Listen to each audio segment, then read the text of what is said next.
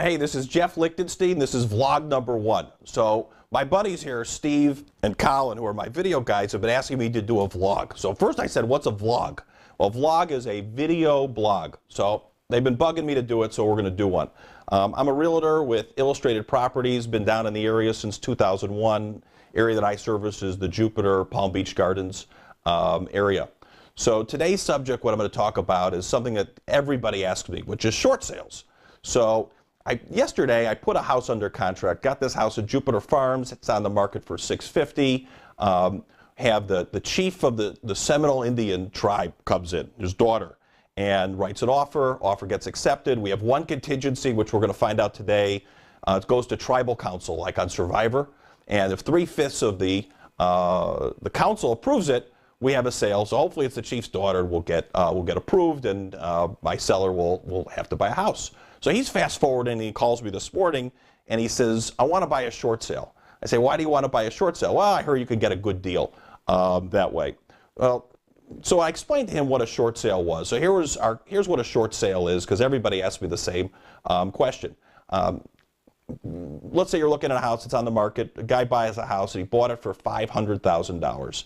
And it's been a bad real estate market, so the market value goes down to $400,000. And the guy who bought the $500,000 house, some nice bank out there gave him a $500,000 loan. So he's upside down $100,000, and he can't afford to pay the bank back. So rather than being foreclosed on, because there's so many of these, the bank knows they're going to have to take their hit. And if they go and foreclose on the $500,000 house, they're going to get market value, which let's say is at this point $370,000, and then they're going to have to foreclose on it, put insurance on the house, fix it up, because a lot of these homes become in bad shape, and then maybe it takes a year to get the guy out of the house. So rather than go through all that, what they do is they say to the seller, listen, sell the house at $370,000, we'll pay all the commissions, and we'll call it a day, and we'll forgive you of a portion of your debts or all of your debts. So what I told my seller was, you can sometimes make a good deal on a foreclosure, but you have to be aware that it takes a long time. Taking a long time is 2 to 3 months at minimum. And a lot of it depends if there's a good processor on the other end. If you have a bad processor, or the seller's trying to do it themselves, some of these deals take forever and they never happen. The bank, or whoever the mortgage holder is, wants to see if the seller doesn't have any funds. They want to make sure that there's no boat that's being hidden or cash reserves somewhere. So they want to make sure they truly don't have any money to go after. And once they do that, they look at the financials. That's part of the deal. The other part of the deal is they appraise the house. So if, let's say, my guy offers $370,000, but the house, the real value is $450,000, then the bank's going to come back. We get a call from a negotiator, and the negotiator says, we're not taking $370,000, it's $450,000. So some of these short sales, because the seller doesn't care if they sell it for $4 or $4 million, they're not getting anything out of it. They sometimes put a too low of a price on it, and it's a fictitiously low price, and it goofs up the whole market. So sometimes you see when a seller's out there, or buyer's out there, they're looking at these prices, and they're not real prices. So the seller has to, the seller, or the bank, has to go through and verify that the price is a real market price and real value that they would put on it, and they got to make sure that the seller doesn't have any funds. The seller then, once they get the once they have to read the terms of the deal, are they being totally forgiven for their debt?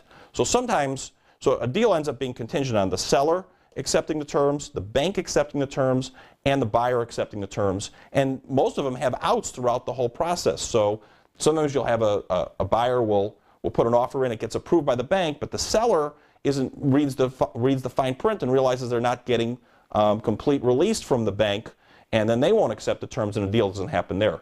The one good thing a buyer can do on a short sale is all these are really options to buy a house. So they put an offer in, even if it gets accepted, and the effective date of the contract typically doesn't start until the bank and the seller approve the contract. Once that occurs, then they have a deal. The buyer usually at that time has a 10-day period, if that's what's written in an as-is contract, to accept the deal. If they don't accept the terms of the contract, or they change their mind, or they found another house, they can cancel the contract, and and they can be completely released, and they don't have to pay any money or down payment. So it's really a free option to buy a house if it's written up properly. You need a guy like me to help you make sure it's written up properly and you're not liable for anything. The other thing is, if you want to search short sales on my website, we're doing this live, so sometimes the screen doesn't pop up entirely. Steve, can you get this closer over here? You can go and you can search the marketplace. My website is jeffrealty.com. So it's www.jeff, figure you can spell that, and realty is REALTY.com. And it will show you, if we search an area like Abacoa, and Abacoa is a town in Jupiter, and there's 140 homes on the market in Abacoa. And I have a button here, and if you push the button that says short sales only, it calculates for you, and it will show you that there's 35 listings that are short sales. If you want to look at foreclosures, there's one foreclosure on the market in short sales. So you can do all your searches from my website, and you can read what's a short sale, and what's not a short sale. Anyhow, that's Short Sales 101. If you have any questions, go to my website or call me at 561-346-8383, and have a great day.